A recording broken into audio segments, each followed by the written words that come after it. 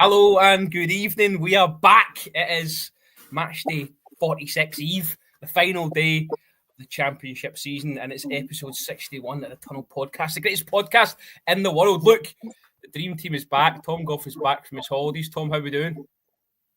Yeah, I'm good, man. Yeah, good holiday. Thank you.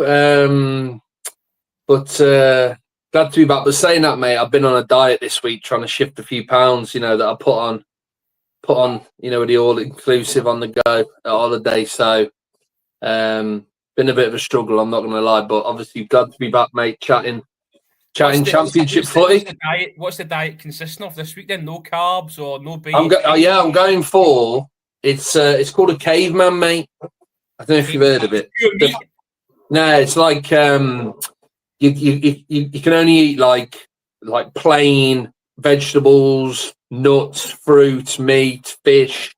You can't so you're cutting out your carbs, cutting out your sugar.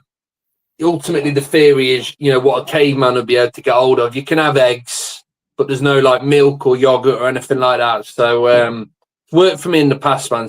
But it's hard graft, like cutting out, especially when I've just been living it up on holiday for a week, mate. Honestly, so. But anyway, glad to be back. Glad to be chatting championship footy, mate. Yeah, listen, we have got, I'm going to swear, a shit ton of stuff to catch up on. I don't usually swear, but I just felt it was necessary there because you've been gone for what now? Maybe fortnight since the last time you were on the pod. In fact, that's a fortnight tonight, wasn't it? I think so, yeah. I thought then, and so much has gone on. We'll deal with the managerial stuff towards the end of the pod, but I think we've got to start with all the high drama, all the talking points going into the final day tomorrow. We've still got so much we can talk about. I'm not going to spend too much time on the title, but I do want to talk about Leeds and I don't know if you've seen the pictures tonight. They've invaded, and I think that's the only word. They've invaded Plymouth. There is thousands upon thousands of Leeds United fans in the town and surrounding areas tonight. I've seen numerous images. I've even seen one of the Plymouth Argyle podcast talking about it as well. Now, I want to get your opinion on this. I saw a piece in the week where Argyle fans were kind of encouraging other Argyle fans to sell their tickets to the highest bidder and just let Leeds United have the stadium because they're already down and they don't, they feel like they're only going to get a thumping as well. What's your thoughts on that? How does that kind of sit with you? Because I dare say there'll be Leeds fans tonight after a few bevies trying to do just that, get a hold of the golden ticket. Yeah. Look, I can understand it. Look, Plymouth are obviously down. They need a miracle, don't they, to stay up? I know they're not mathematically down, but I think they need 14, 15 goal swing, something like that to stay up. And so look, they're down. And Muslic, the manager, is he's done a few press conferences since the last game, and he's been talking, as they're down, and about next season. There's obviously been rumours already circulating about his future. He's been a bit coy in answering, questions and avoiding kind of, fully committing to the club next season. He's been quite critical as well, hasn't he, about what he hasn't had provided to him, since he walked through the door. So it's one of them. I can understand why Plymouth fans would maybe be thinking about doing that. Because they're down. Leeds fans are obviously desperate to get hold of a ticket to have a bit of a party on the final day of the season. I don't know what the prices are that are being quoted, but like you said, it sounds like they might be able to get a fair bit for a seat at home park. But I just feel a bit sorry for the manager, really, to be honest, because I think he's the fact that. He's managed to keep him in it until the final day of the season, basically. I think he's done a great job, and I do genuinely feel sorry for him. Like I've just touched on there, I think he's done it with one hand tied behind his back. They've most definitely got the smallest budget, I would have thought, in the division.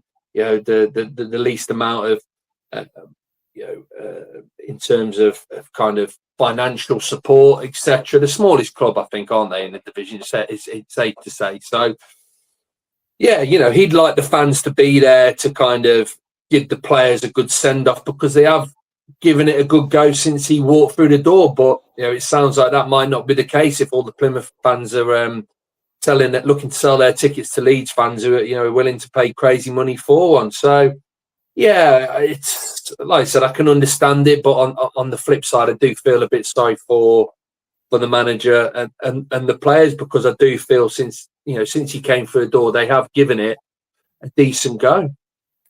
Just on that, because that's something that I hadn't written down, but you've brought it up on Muslic's, his comments, and you said you used the word coy. I would say kind of non-committal about whether he's going to be there next season or whether he's going to be the man to kind of bring them back to the Championship. Why do you think that is? You think that's him kind of leaving it open-ended about maybe potential offers? Because he has been mentioned a couple of vacancies already in this division. He's done himself no harm there. You've just said there about how good a job he's done, one hand tied behind his back, etc. So, how do you think he's playing this, or is he playing it? Yeah, I think he is most definitely, because I think he's done enough. He's definitely impressed since he came to the club. Like I said, the job that he's done there to kind of keep Plymouth in that fight to stay in the division right until the last game of the season. I think he's done incredibly well, and there's definitely been a big improvement in the team, in performances. He obviously had a good run in the FA Cup as well.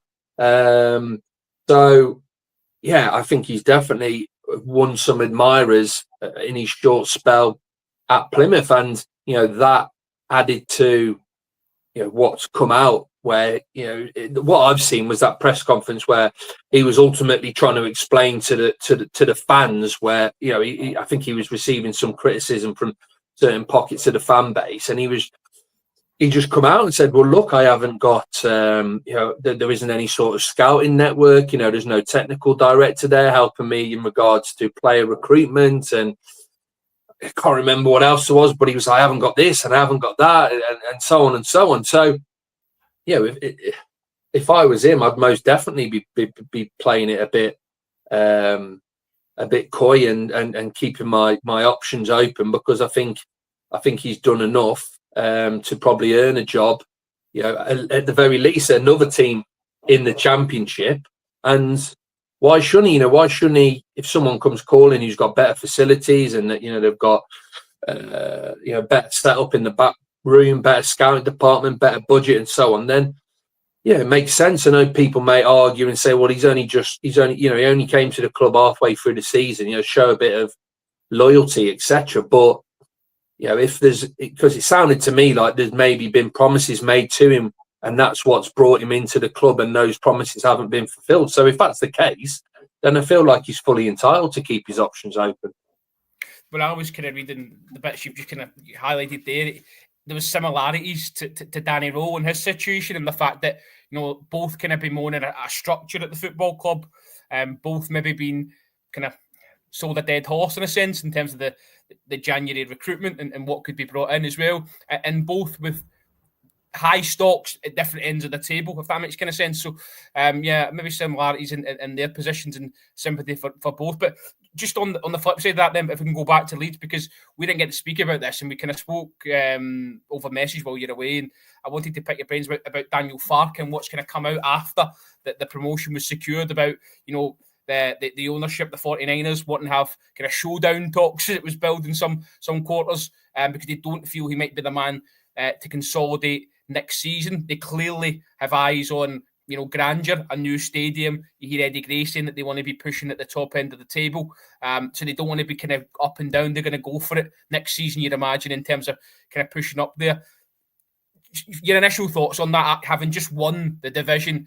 Is he a Championship manager at best, or does he deserve a go with Leeds United? Well, I think it's a really tough one, man, because I genuinely see, I agree with points on both sides of the argument, in that I just feel it'd be incredibly harsh, for him to have got Leeds back into the Premier League, a massive club. There's no denying it. Getting back into the Premier League, they haven't been there for a while. He's done what he, that was his task. That was his primary objectives, to get him back. He's done that. So, he should really just, that should be enough to warrant him having, a stab at it, having a crack at it. But then on the flip side, I think with how we've seen the three teams who were promoted last season, how poorly they've done this season in the Premier League, come straight back down. Some of them spent a lot of money as well. They spent a lot of money in the 2 transfer windows in order to try and stay in the Premier League, and they haven't got anywhere close. They've come straight back down.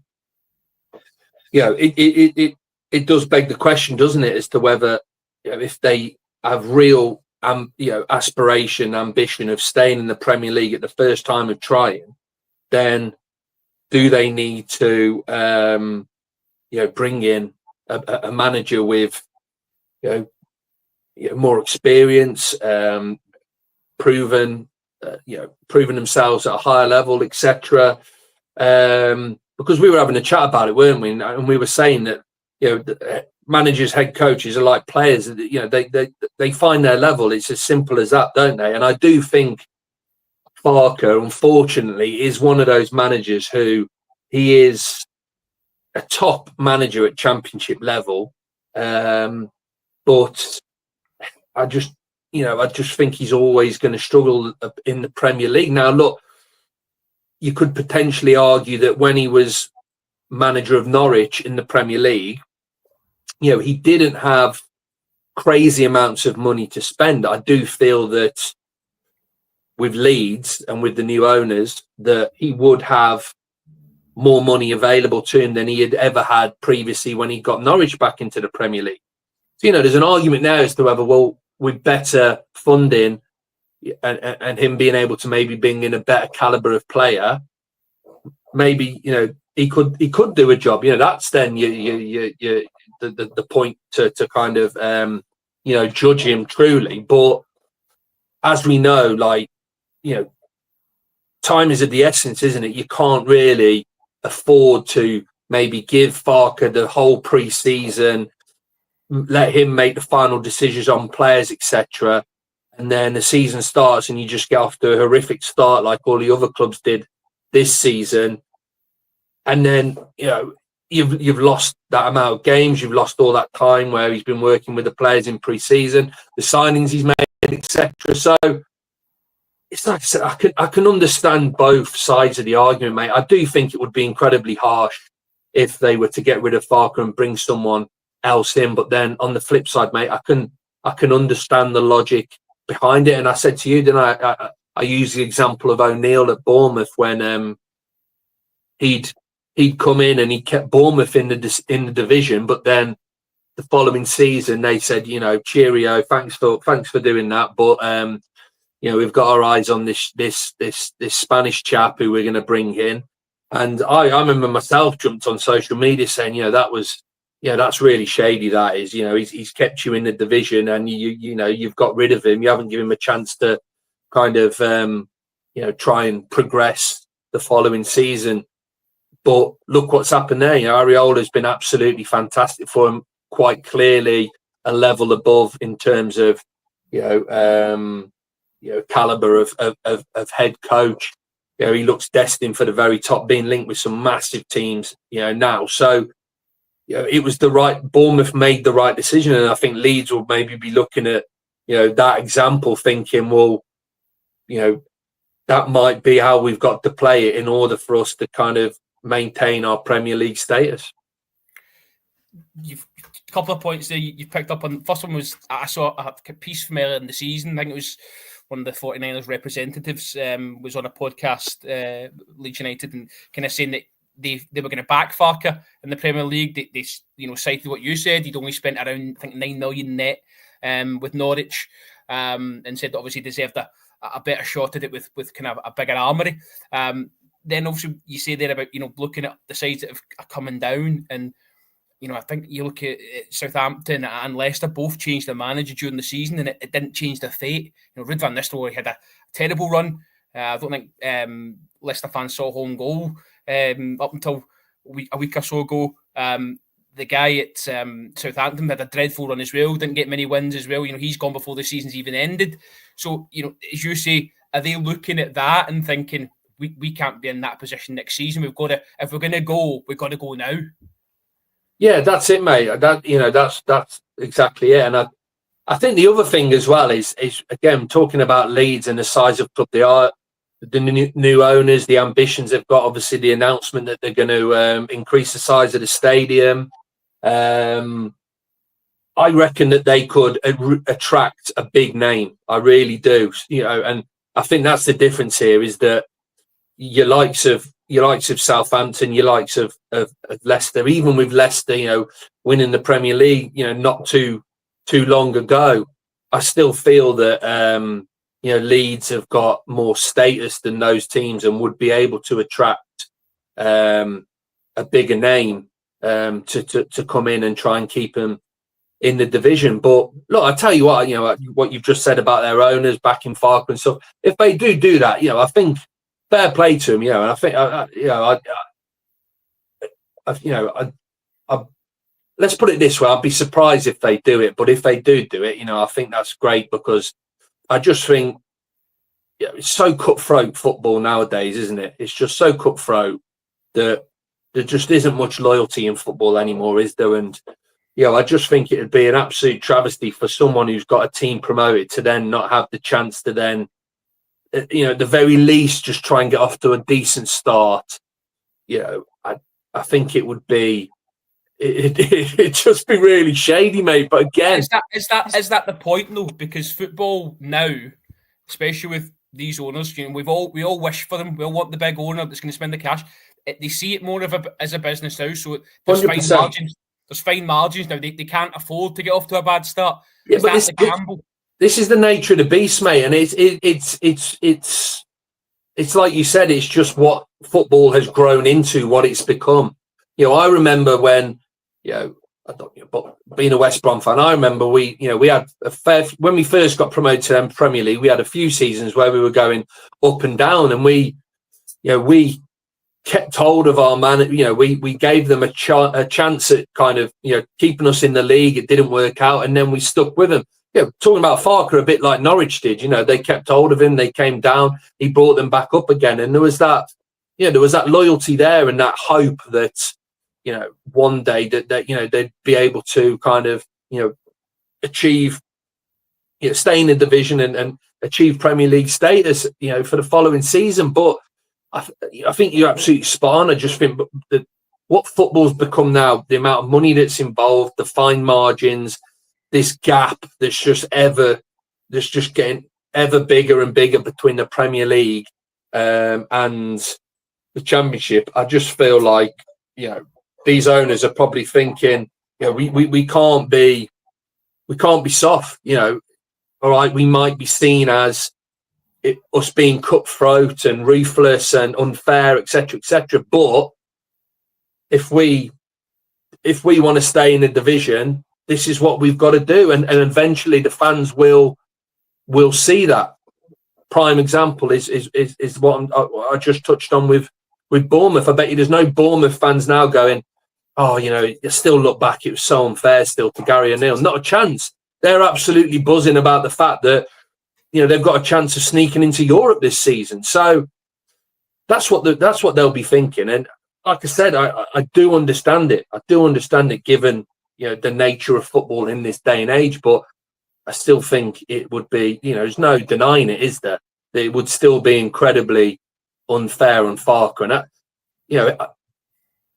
I feel like Farke, he doesn't want to have this label as just being this great Championship manager. He will be desperate, won't he, to prove himself at the highest level, that he can keep a team in the Premier League and that he can hold his own in the top flight of English football. But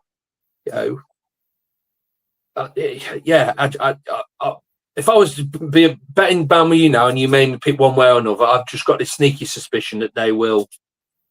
That if they can entice someone, big name, that they might cut ties with Farke. Well, listen, just on that, then let's go into the realms of fantasy. I want to kind of play devil's advocate here because Jose Mourinho's name's been linked. He's been thrown in there right from the off, and I wonder if there's kind of no smoke without fire. We know conversations happen in football. You know, we know that Mourinho's probably going to leave Fenerbahce this summer. That looks like it's come to an end. He's always said he wants to come back to the Premier League. You've just said there about Leeds being at, maybe been down the bottom, but a different kind of proposition at the bottom of the league. Massive club, one club city. First question, is that something you can see? Is that a fit you could see? 100%. And then this is the thing, is I can, that isn't in the realms of fantasy, in my opinion. I think Leeds are a big enough club to tempt someone like Mourinho. And I think these owners, they ain't messing around. Red Bull, we all know how massive Red Bull are. They've got endless amounts of money. They've got a blank checkbook. So they will be able to pay him what he wants, and they'll be able to back him as well. And like I said, new improvements to the stadium in the pipeline. They're only heading in one direction at this moment in time. It is almost like the last piece of the puzzle is getting that top manager into the club. So yeah, look, that's I think that's what it will come down to ultimately. If they can tempt someone of Mourinho's stature, or similar profile, then I think it would ultimately be crazy for him to not take that opportunity. But again, it'd just be so unfair to Daniel Farke. But then on the flip side, mate, I think he's what's the word I'm looking for? The job he's done at Leeds is kind of his status, as a manager, it's kind of enhanced it. It obviously kind of took a bit of a dive after the relegations with Norwich, but getting Leeds back into the Premier League and what they've done this season, it looks like they're going to end up on 100 points. I think he's done a fantastic job. So I don't, if he was to leave Leeds, I don't think he'd be short of offers, elsewhere. And just finally, then on the top two, Leeds are going to lift the title. I think so, mate. I think, like you said, it sounds like it's going to be a crazy backing away at Argyle. Plymouth. I think it would have been a completely different story if there was still some chance of Plymouth being able to stay up, but because it's just that crazy goal swing that they need in order to stay up, they're done and dusted. So yeah, I can't see Leeds not bagging the 3 points there. I think both teams are going to win. I think, and then I think obviously it comes down to Leeds with the better goal difference. So is that right? Better goal difference? I'm just bringing the table up now. Yeah. That's it. The better goal difference. Last time two sides were promoted with 100 points. Well, it just shows you, as to how good those two teams have been. It's absolutely crazy. And look, Sheffield United are probably going to finish on, if they get the 3 points, they finish on 92 points. If you look back how many seasons that would have been good enough to get automatic promotion, I bet you it would have been a fair few. I bet you there's been titles won with that amount of points. So they'll see themselves as really unfortunate that they've unfortunately had two teams who have been as good as Leeds, who are strong, as Leeds and Burnley have this season. Okay. Let's park that there. Then let's move into the playoffs. Still plenty to play for. We've got Bristol City, Borough, Coventry, Millwall, and Blackburn in with a chance as well. There's just so much to chew through here. Look, I don't want to go through permutations because I'm no mathematician. Yeah. However, the game of the day for me seems to be the Coventry City Building Society Arena. As Borough come down there, I think Borough need to win to get in there. Bristol City. They've got Preston at home, yeah. And then Millwall and Blackburn have got Sheffield United and Burnley, who we've just spoke about. They've arguably got the tougher tasks, to be fair to them. How do you see this one panning out? I don't think we can call it. We've not been able to call something all season, but we've been pretty useless. Before you went on holiday for about 3 weeks, maybe 2 weeks, you'd thrown your hat on Middlesbrough. I have, mate. Look, the thing is, I think Bristol City are going to win. I'm confident Bristol City will get the win at home. They've been so good at home this season. Preston are an absolute shambles. They're in free fall at this moment in time. Bristol City will get the win. So I think Bristol City are going to be one of the teams. But then, yeah, mate, it's so difficult then to try and predict. Like, it's weird with Coventry, mate, because, you know, if you go back, I don't know, a couple of weeks, you know, 3 or 4 games maybe, you know, Cov would have been a dead cert for me, that, you know, with how well, you know, that crazy run they've been on. They lost a couple of games, but then they picked up again, and you know, they obviously beat ourselves. But again, you know, they've stuttered a little bit of late, and they're not in the best place going into this game. You know, are the nerves going to be there? I don't know. I really don't know, because that's the hope, isn't it? If I'm looking at the table, let's bring the table up. Is if Middlesbrough, you know, Millwall and Blackburn are obviously hoping Middlesbrough beat Coventry, because that opens the door for them. You know, if Coventry win, obviously they get that final spot. But I've just got this feeling that Coventry and Millwall is going to be a draw. I've just got this feeling. I just think it's Coventry and Borough. Coventry and Borough, sorry, mate. Yeah, Coventry and Borough. I've got this feeling that it's going to be a draw. I just feel it's going to be incredibly nervy for both teams. No one's going to want to make a mistake. There's so much on the line. And I know that's the same for every team there, but I just think those two teams playing one another, I just think, yeah, I've just got this feeling it's going to be a draw. They're going to cancel each other out, and that's then going to leave a door open to potentially someone else. But this is the other thing.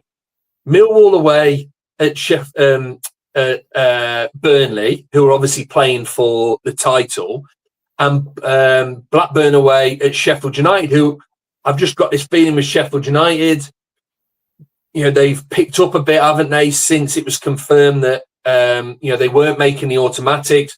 Wilder will be wanting to take them into the playoffs on the back of on some good form, off the back of a good result in front of the home fans. I don't see Sheffield United just like rolling over in that one. I really do think that they're going to be up for it. In a similar vein, though, Blackburn seem to have turned a corner. But mate, Blackburn have been incredible. And look, I tell you what, you know, obviously I've not been here the last couple of weeks, but Valerian Ismail needs, you know, big pat on the back, and he needs to be applauded, because I don't think there was anyone out there, including every single Blackburn Rovers fan, who thought they'd be where they are now. You know, 5 games ago. Is it 5 games? Yeah. So the last 5 they drew 1 and they've won the last 4. I don't think 4 on the bounce, and they've beaten some good teams as well. I don't think any Blackburn fan would have thought that could have happened, and that they'd still be right in the mix on the last day of the season to get in the playoffs. So, and again, though, you said all he had to do was get to the last day of the season and be in the mix, and he's done that. And am I wrong? No, you're telling me now. If you tell me now, you go to the Blackburn Stadium tomorrow and ask every Blackburn fan outside that stadium, do you want to keep Ishmael for next season? What do you think 90% of them are going to say now? Well, they're going to say yeah.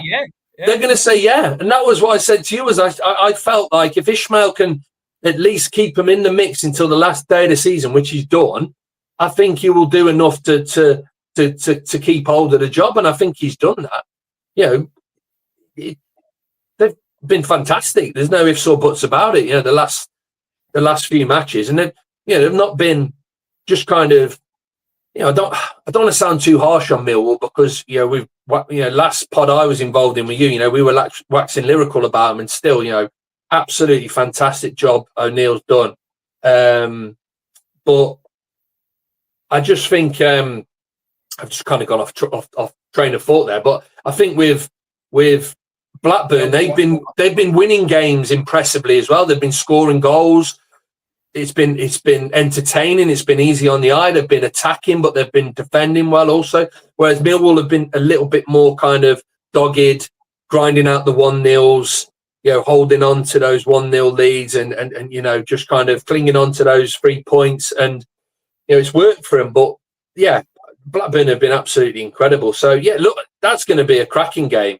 You know, we were talking before we hit, you know, the live button as to what game we're gonna pick to watch live tomorrow. You know, that could be a cracking game, because I think Sheffield United will just give it a go, won't they? They'll try and put on a show for the home fans last game of the season, but Blackburn are in top form, and they'll be thinking to themselves, well, Coventry and Middlesbrough, if there's a draw there or Middlesbrough beat Coventry, there's an opportunity for us here, because I'm quietly, more than quietly confident. I'm very confident Burnley will beat Millwall at home, in order to try and get the title. I think there's it's out of Coventry, Blackburn, and Borough for that sixth spot, in my opinion. I think Bristol City will win. They'll keep their fifth place position, but then I think it's dependent on what happens between Coventry and Middlesbrough, and then is there a chance then for Blackburn to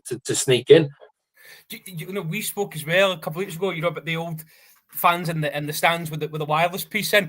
As you say there, if Borough and Coventry are indeed drawing, or Coventry are Borough winning, and that gets into Blackburn are still 0-0 maybe at the Lane, then they've got to go for it, haven't they? They've got to throw caution 100%. To the wind. There's nothing to lose on the final day now. And even if the message doesn't get across from the fans in the stadium, the coaches and everything on the sidelines will be locked in, finding out what's going on.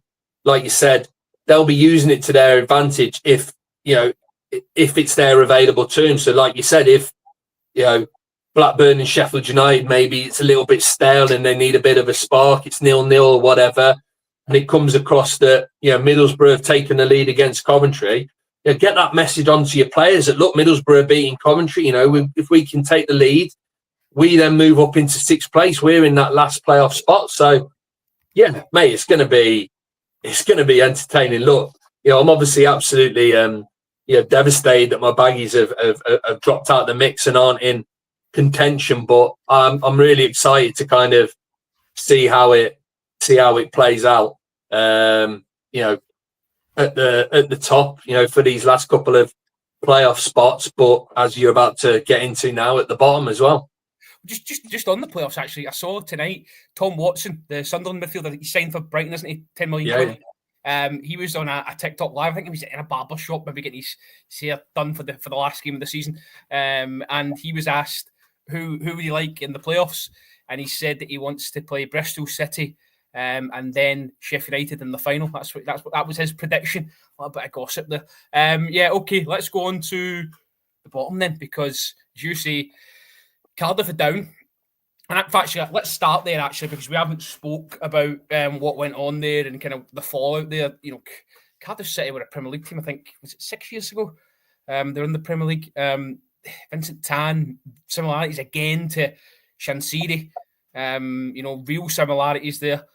And, Omar Riza just seemed to just lose his head after the Sheffield United game. It was almost like he was begging to be sacked.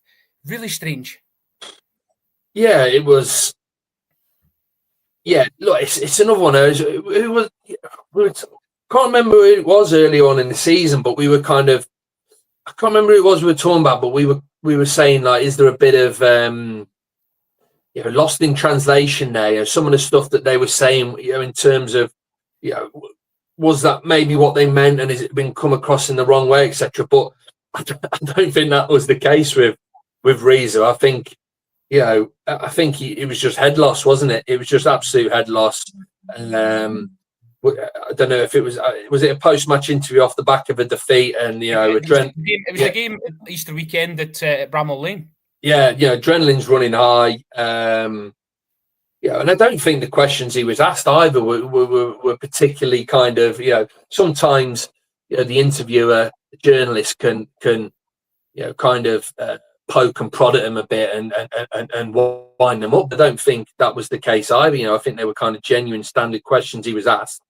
And like you said, he just went on to he just tore into a rant, ripping into the fans. He was just, super critical of them. And that's just, it's almost like rule number one, isn't it?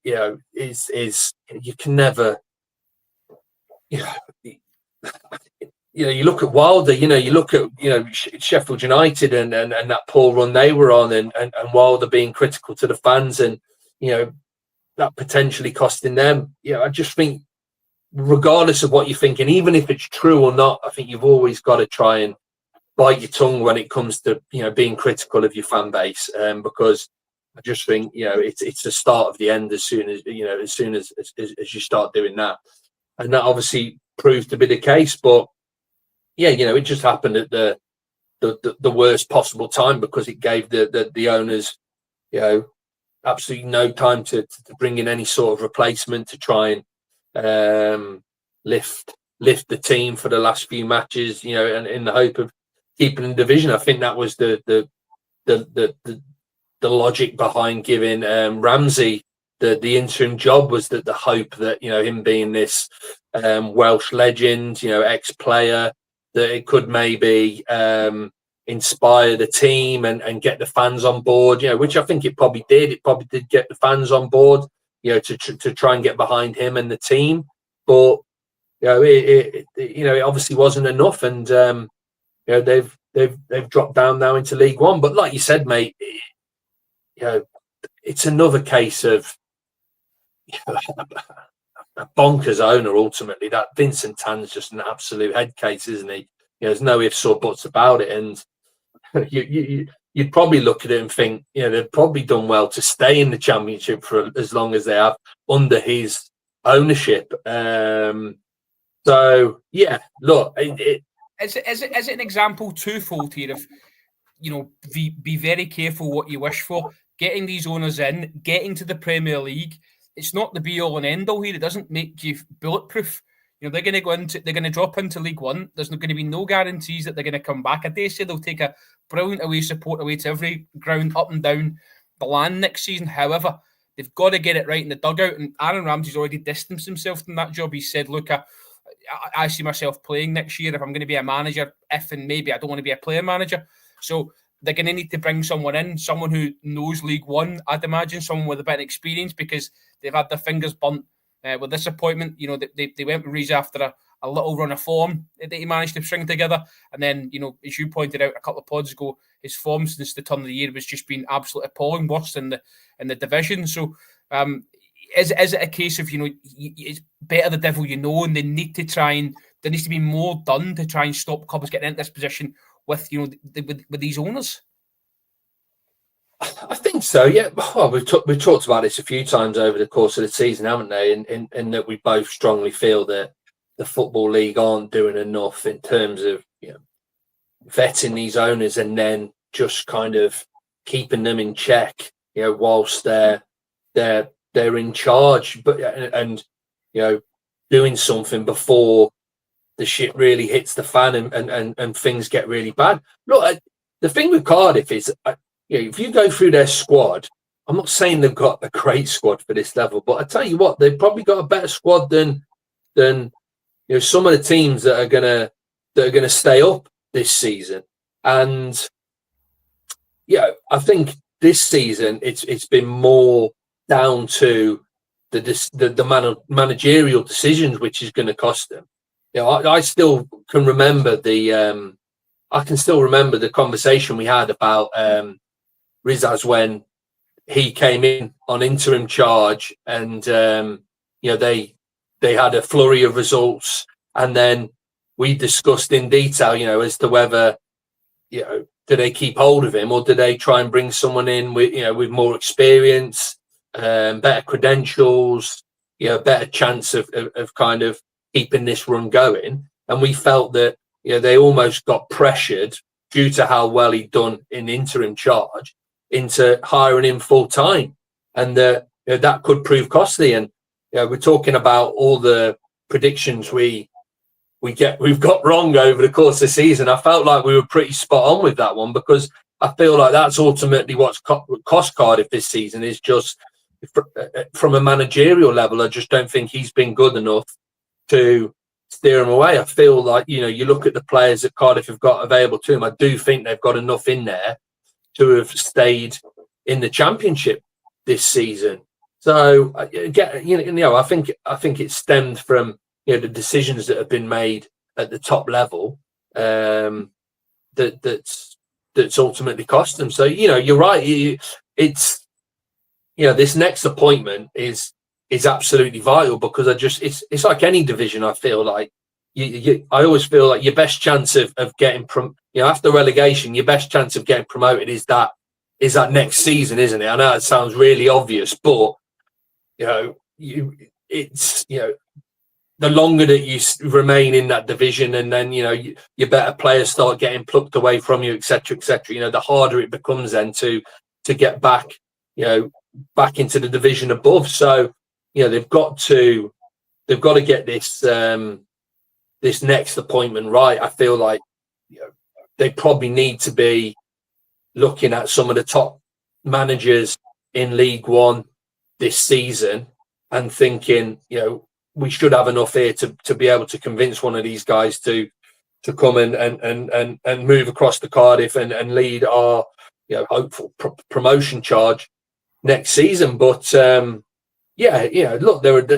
again, it's, I don't want to say a giant, but capital of Wales, big stadium, like you said, Premier League not that long ago. They're a big club, there's no doubt about it. But it's another one that now finds himself playing in the third tier of English football. Let's look at the rest of this relegation battle then, because we've got Derby, Preston, Hull, Luton, all fighting for their lives. And Stoke, there's Stoke in there as well. Because Derby have got Stoke, haven't they? Or they have, yeah. But so if Derby if Stoke are going to get pulled into this, it's going to be, they would need. They're lucky with the amount of teams that, even though it's only 2 points, is the amount of teams between them are ultimately what should save them, isn't it? Yeah, I was going to say, and they'd need pretty much everyone to win as well. Because draws, the goal difference is slightly better than a few of them. So I say a few of them. They've done just enough, haven't they? I think so. Well, there was a point where we kind of spoke about them, wasn't there? Maybe a few months ago, but they managed to pick up a few points here and there. But just to come on to these games, because I think, we had Luton dead and buried at one point, and I do actually fancy them to win tomorrow. Sorry, mate, I know that the Hawthorns, but I just think the party's over at West Brom now. They're ready for the holidays. I think those guys, mate, big downer around the club at this moment in time. So, yeah, I think Luton Town will be understandably licking their lips. I know they would have obviously preferred to be playing at home with the home fans behind them, but I think they'll definitely be fancying their chances against us.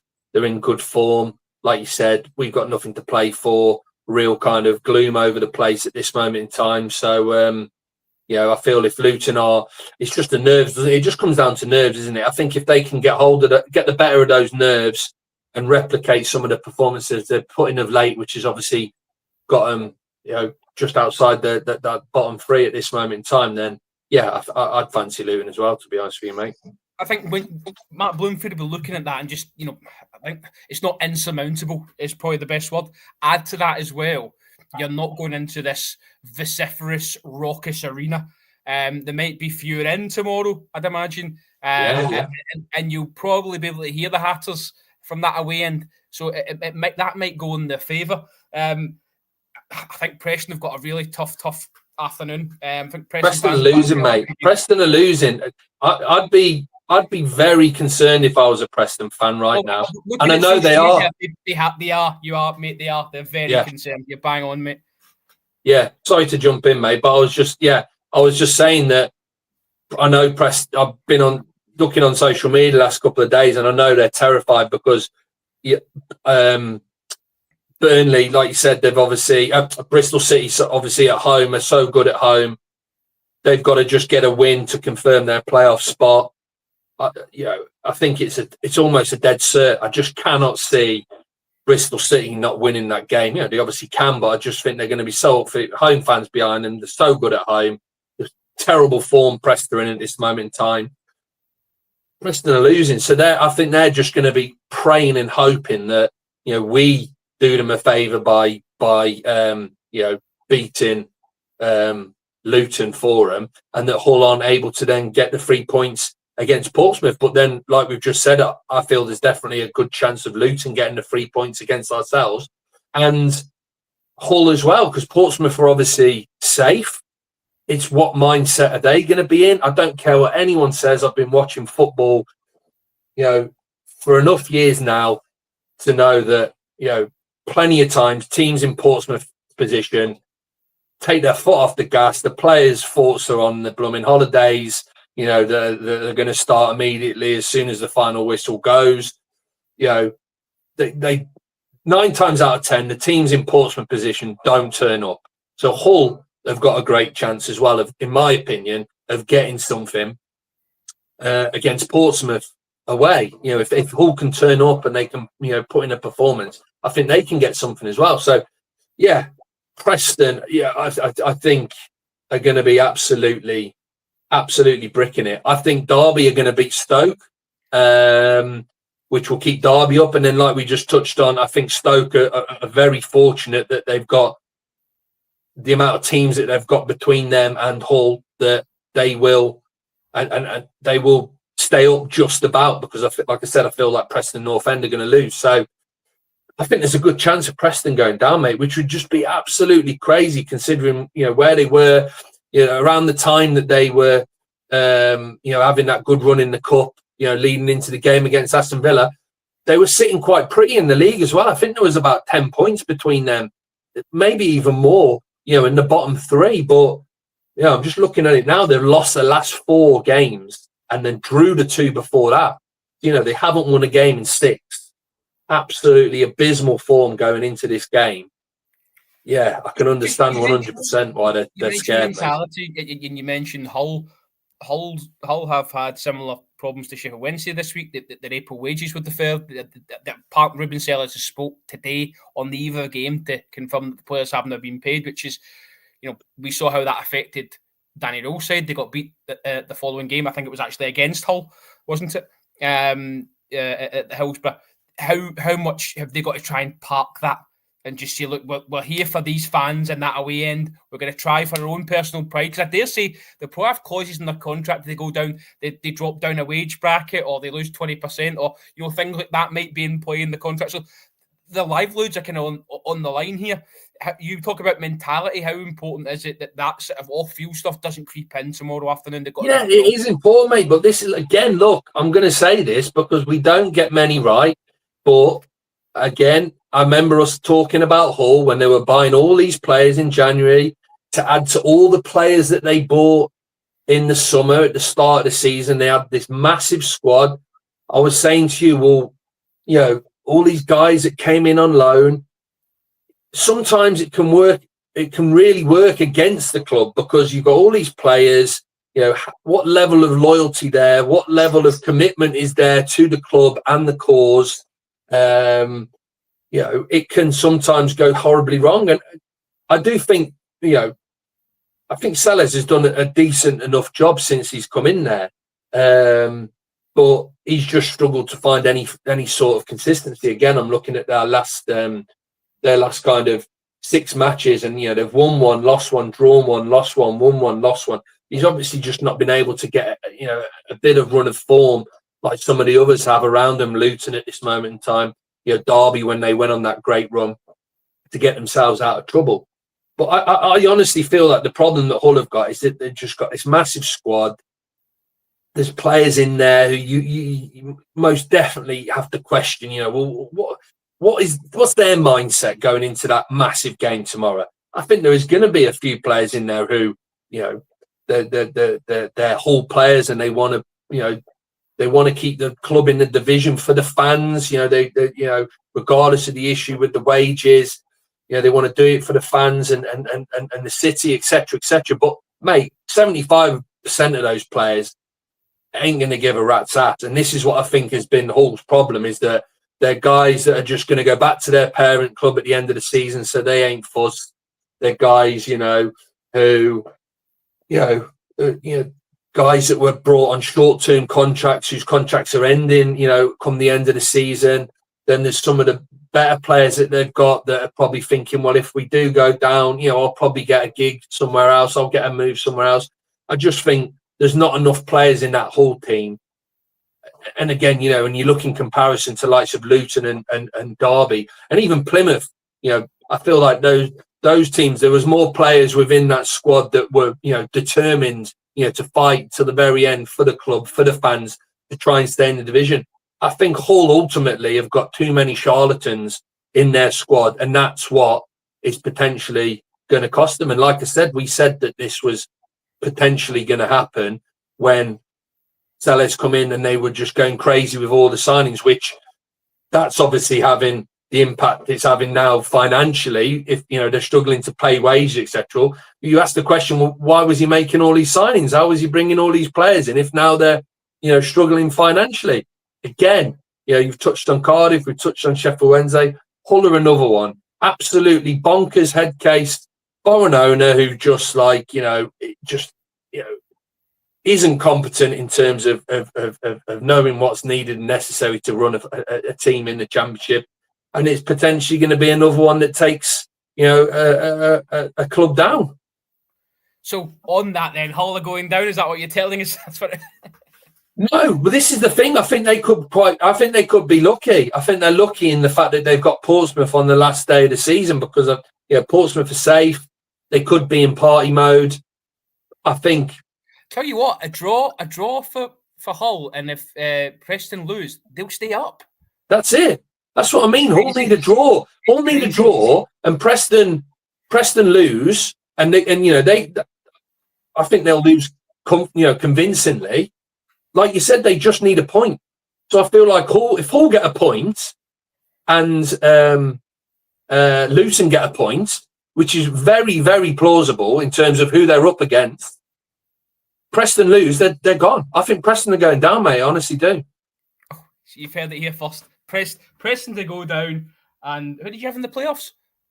I had Bristol and I've gone Bristol and Coventry. If you were to push me, I'd go Bristol and Coventry. But I've just got this.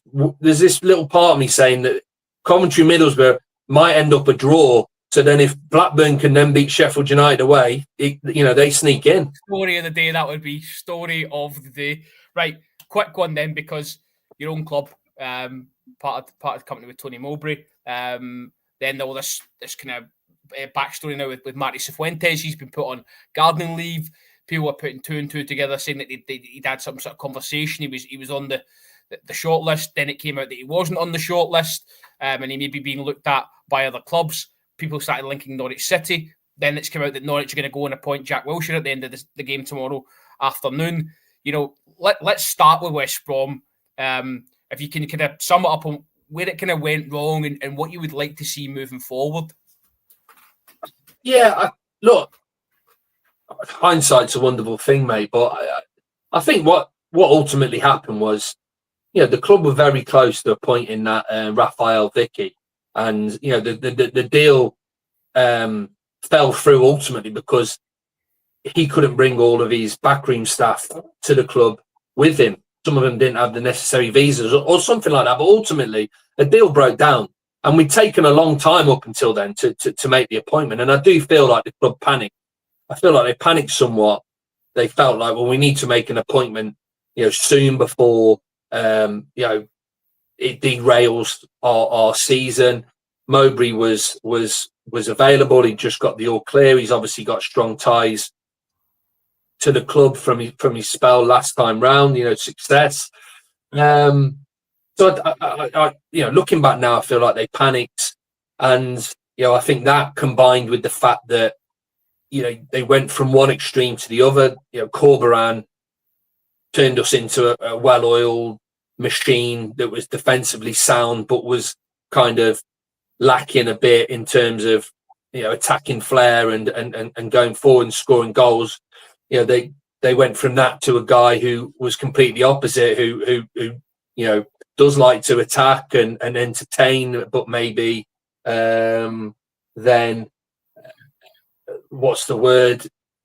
In terms of defensively, he kind of lets things slide a bit defensively in order to try and kind of score goals and entertain and put on a show for the fans. We went from one extreme to the other, basically. I think that, in itself was the wrong move to make. Now, looking back, I think, they should have gone for someone more similar to Corberan to try and continue the work that he'd done until the end of the season at the very least. And then I think also, it does pain me to say it because I've got a lot of time and respect for Tony Mowbray, but I ultimately think as well that the game's moved on a bit, since his time when he was last in the Championship and he was last doing well in the Championship. I think football's moved on a bit. I think, in terms of how much time and effort is now put into, tactics and analysing everything and drills on the training pitch. Basically what Carlos Corberán was doing. I think Mowbray was a bit more old school in terms of his approach and work on the training ground. And I think, like you said, I just think football's moved on a little bit, and I think that as well was a factor. So I think there was a few things, mate. We obviously had some key players out as well. I think Josh Meyer was a massive miss for us. The Armstrong signing didn't work out. When we all thought that he was going to come in and score goals for fun. So yeah, there's all sorts of things, mate. But ultimately, look, I think it was the right decision to make. I'm surprised that they didn't just give him till the end of the season. I think maybe they thought that there was still a chance maybe of sneaking into the playoffs. Morrison coming in on interim charge. Maybe he could do that, but the damage was already done, in my opinion. But yeah, it is what it is, mate. Like I said, he's bitterly disappointing because I saw this. You probably saw it. That graphic doing the rounds. I think the last couple of days. I mean, it was Sky Sports, where it shows you the graph where all the teams were over the course of the season and the lines going up and down and stuff. And for like 85-90% of it, mate, we were in the playoffs. And then right at the very end, we've dropped out, and just watching that little graphic was just heartbreaking, to be honest, mate. That you've been in there for so long, and then right at the last leg, the final furlong, you've fallen down and you've bottled it. So yeah, it's tough to take, but yeah, I think now, there's no excuse now with the owners. They've got time on their side now to make the right appointment. They can take their time with this, make the right appointment. But yeah, it almost feels we're at this kind of critical crossroads with Albion at this moment in time.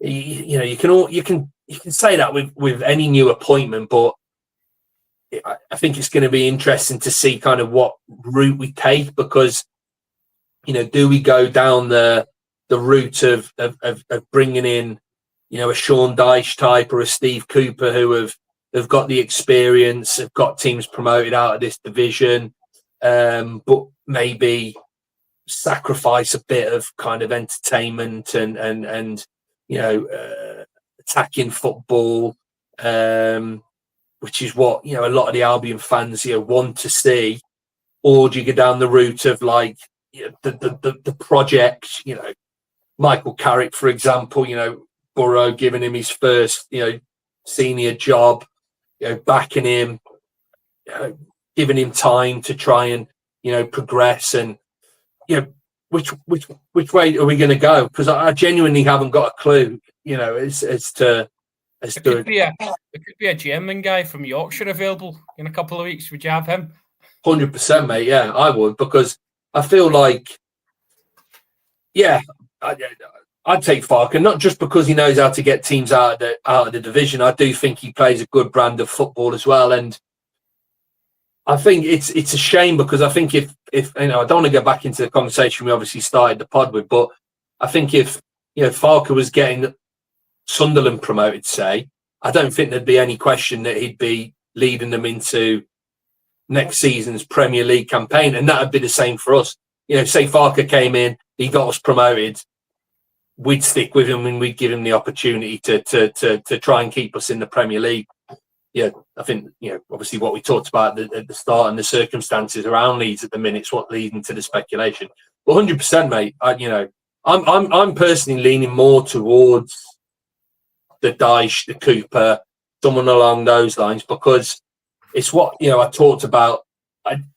As much as I love the Championship, and I've had my best seasons supporting West Brom when they've been competing in the Championship. It's what I said earlier, in that I think the longer you stay in the division, you almost start to stagnate a little bit, and I feel that it gets past a certain point that unless you do get some big money owner in who comes in and starts throwing crazy money at the club, you only tend to start heading in one direction, or you just turn into a bit of a mid-table kind of, Preston type, who I know Preston might go down this season eventually, but they've been in the Championship for what seems like 100 years. You turn into one of them. So I feel they've got to push the boat out and try and tempt someone of that type to at least have us competing for a playoff spot again next season. Okay. I'm conscious of time, but I just want to get your opinion. Obviously, last Sunday was the big EFL Awards show, and we were kind of chatting through. And this week on social media, you've posted, your underrated team, your best 11. But just in terms of the three awards, if you can just because I think on reflection, you did say that you felt maybe they were just. Was that right? I think with me, look, I can understand Parker getting it, and I think from the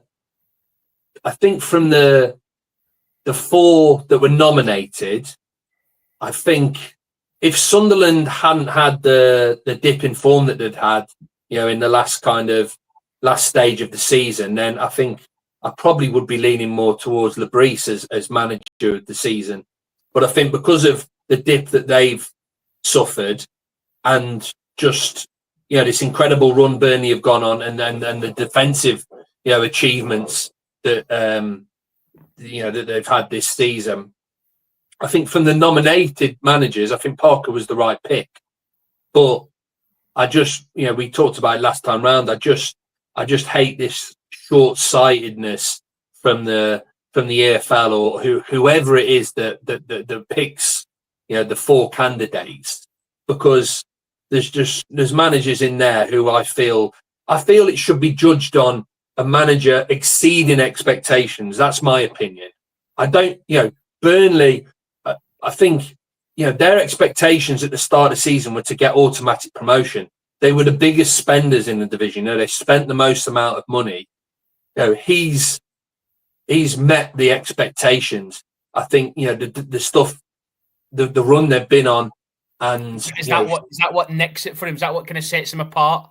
That's what sets him apart from those four. But I still think, in my opinion, I think Liam Manning at Bristol City, I think John Eustace at Blackburn and Derby, and I think Frank Lampard as well, mate. I honestly do. I think those three, for me, have done a better job because they've exceeded expectations.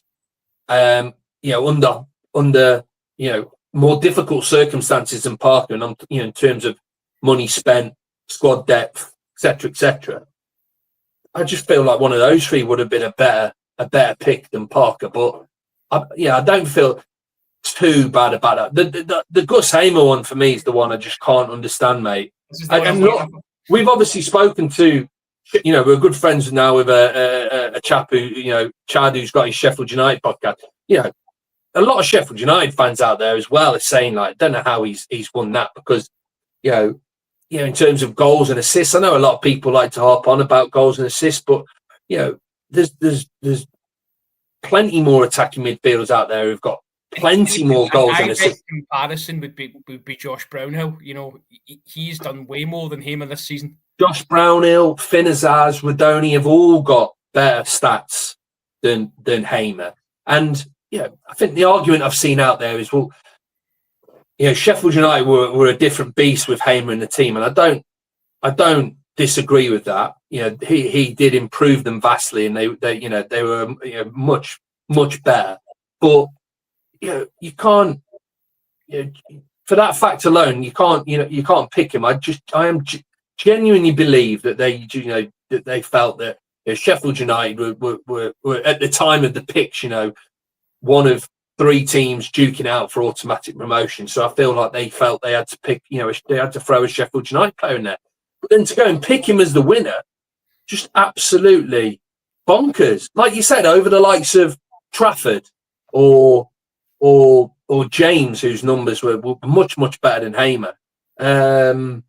yeah, I just can't get my head around it. I've got no idea. And he spent quite a bit of time on the sidelines as well, Hamer. That's the other thing as well.